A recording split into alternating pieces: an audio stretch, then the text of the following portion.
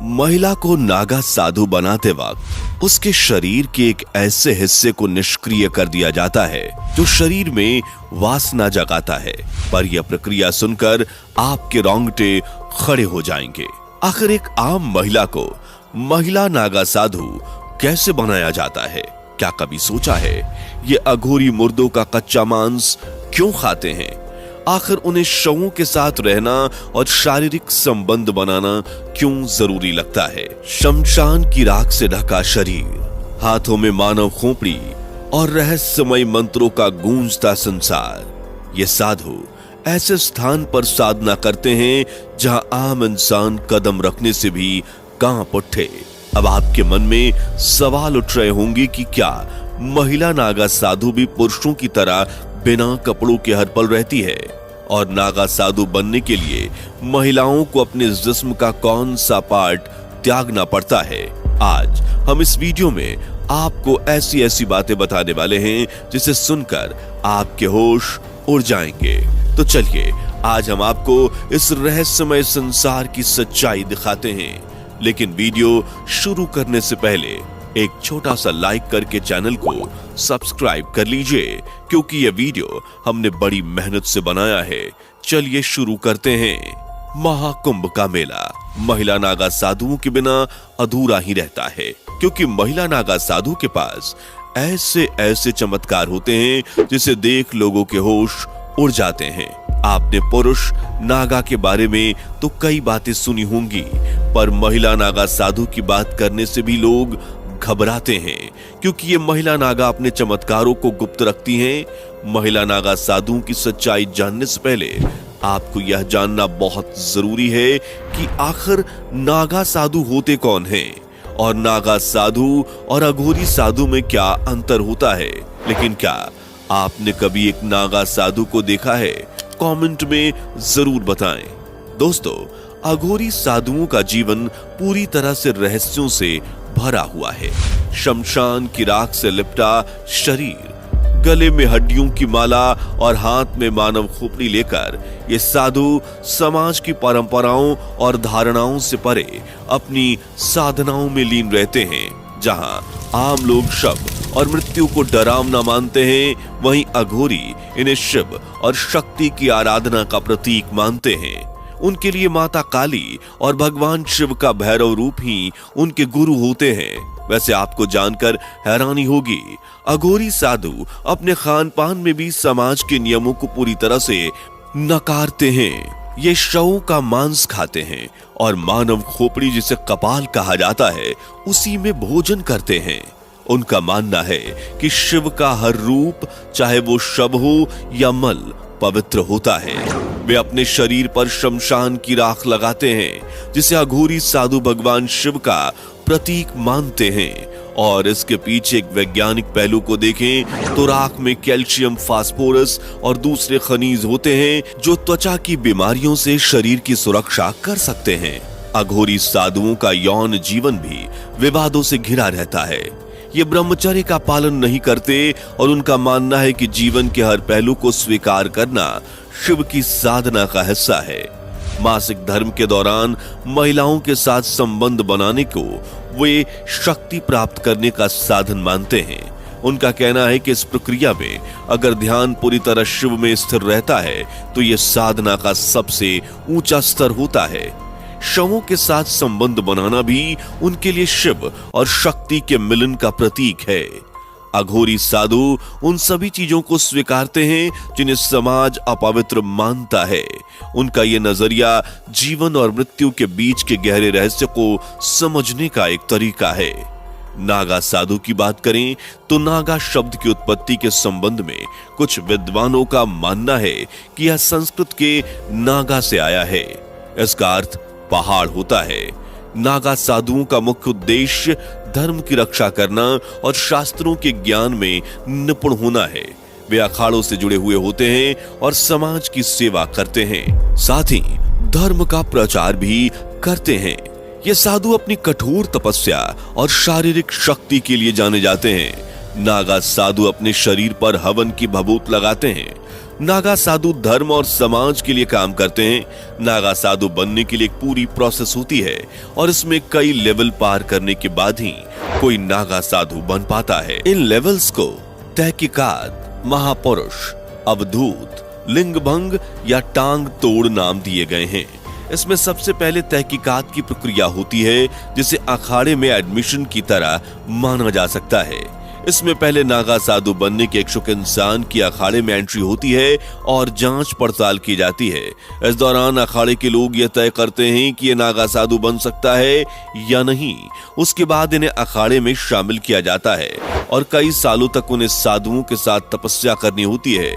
कई साल तक तपस्या करने के बाद जब वो नागा साधु बनने के लिए तैयार होते हैं तो उसके बाद उनकी कई स्तर पर परीक्षा होती है।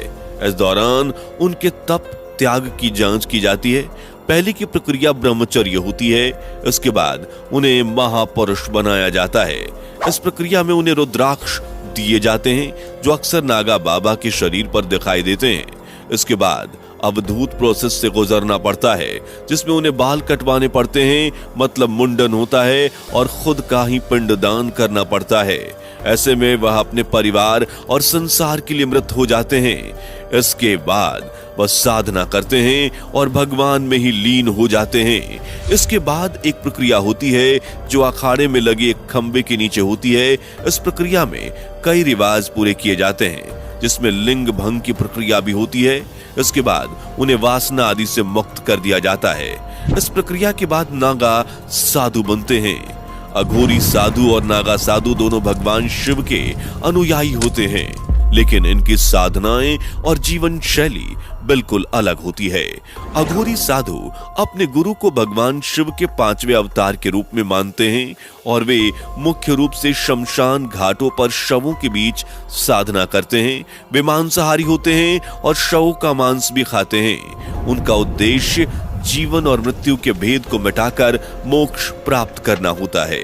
वहीं नागा साधु अपने गुरु से दीक्षा लेकर हिमालय, काशी और गुफाओं में तपस्या करते हैं। वे ब्रह्मचर्य का पालन करते हैं और ध्यान व अग्नि यज्ञ के माध्यम से साधना करते हैं। नागा साधु शांत शिव रूप की पूजा करते हैं, जबकि अघोरी शिव के उग्र रूप भैरव की उपासना करते हैं।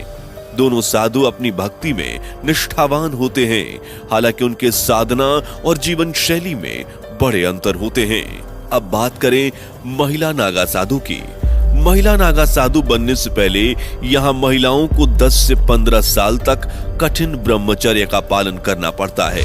इसके बाद अगर इन महिलाओं के गुरु इस बात से संतुष्ट हो जाते हैं कि महिला ब्रह्मचर्य का पालन कर सकती है, तभी उसे दीक्षा प्रदान की जाती है। नागा साधु बनने के लिए दृढ़ इच्छा शक्ति और सन्यासी जीवन जीने की प्रबल इच्छा होनी चाहिए। महिला नागा सन्यासन बनने से पहले अखाड़े के साधु संत उस महिला के घर परिवार और उसके पिछले जन्म की जांच पड़ताल करते हैं। महिला को भी नागा साधु बनने से पहले खुद का ही पिंडदान करना पड़ता है और पुरुषों की तरह महिला नागा साधु का भी मुंडन किया जाता है और फिर उस महिला को नदी में स्नान के लिए भेजा जाता है। महिला नागा सन्यासिन पूरा दिन भगवान का जाप करती हैं और सुबह सुबह जल्दी उठकर शिव जी का जाप करती हैं। इसके बाद दोपहर में भोजन करने के बाद फिर से शिव जी का जाप करती हैं और शाम को सोती हैं। अखाड़े में महिला साधुओं को पूरा सम्मान दिया जाता है। जब महिला नागा सन्यासी पूरी तरह से बन जाती हैं, तो अखाड़े के सभी साधु संत उस महिला को माता कहकर बुलाते हैं। साथ ही सन्यासी बनने से पहले महिला को यह साबित करना होता है कि उसका अपने परिवार और समाज से अब कोई मोह नहीं है। इस बात की संतुष्टि करने के बाद ही आचार्य महिला को दीक्षा देते हैं। आपको बता दें कि महिला साध्वी को पूरी तरह से नग्न अवस्था में रहने की इजाजत नहीं है। वह बॉडी पर एक भगवा कपड़ा लपेट कर रहती है। ठंड हो या फिर बरसात, हर मौसम में यही एकमात्र उनकी पोशाक है। तीर्थों में भी महिला साधुओं को नग्न स्नान करने की परमिशन नहीं है। आपको जानकर हैरानी होगी कि कई अखाड़ा में नागा साधु की दीक्षा लेने के लिए विदेशी महिलाओं की संख्या काफी ज्यादा होती है।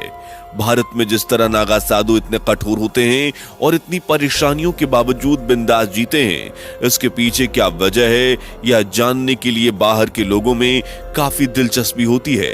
यही वजह है कि कुंभ में नेपाल से बहुत सी महिलाएं आती हैं। इनमें कई साध्वी ऐसी होती हैं जो गृहस्थ जीवन को त्याग कर साध्वी बन गई होती हैं।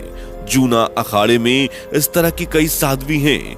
इसके अलावा जर्मनी, मॉस्को, अमेरिका समेत अन्य देशों की महिलाएं भी साधु बन जाती हैं। इनमें तो कई ऐसी हैं जो बिल्कुल यंग और पढ़ी लिखी हैं। क्या कभी आपने सोचा है कि आखिर ये नागा या महिला नागा साधु सिर्फ कुंभ के मेले में दिखाई पड़ते हैं, लेकिन इसके अलावा इतने वर्षों वो कहां रहते हैं, कैसे रहते हैं? शायद ही आप में से किसी ने इस बात पर गौर किया होगा कि कुंभ मेले के दौरान नागा साधु अपने अखाड़ों का प्रतिनिधित्व करते हैं। कुंभ के बाद वह अपने अपने अखाड़ों में लौट जाते हैं। अखाड़े भारत के अलग अलग हिस्सों में स्थित हैं और ये साधु वहां ध्यान, साधना और धार्मिक शिक्षा देते हैं। नागा साधु अपनी तपस्वी जीवन शैली के लिए जाने जाते हैं। कुंभ के बाद कई नागा साधु ध्यान और तपस्या के लिए हिमालय, जंगलों और बाकी शांत और एकांत स्थानों पर चले जाते हैं। वे कठोर तपस्या और ध्यान में समय बिताते हैं, जो उनके आत्मा के विकास और आध्यात्मिक अभ्यास के लिए काफी अहम माना जाता है।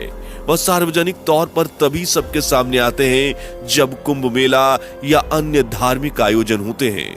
कुछ नागा साधु काशी, हरिद्वार, ऋषिकेश, उज्जैन या प्रयागराज जैसे प्रसिद्ध तीर्थ स्थलों पर रहते हैं। यह स्थान उनके लिए धार्मिक और सामाजिक गतिविधियों का केंद्र है।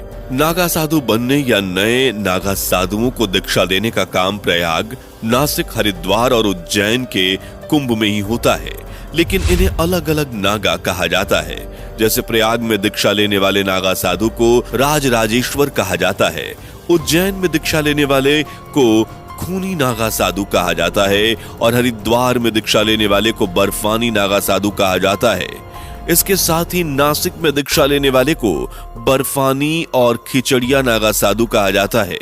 नागा साधु पूरे भारत में धार्मिक यात्राएं भी करते हैं। वह अलग अलग मंदिरों, धार्मिक स्थलों पर जाकर और धार्मिक आयोजनों में भाग लेकर अपनी उपस्थिति दर्ज कराते हैं।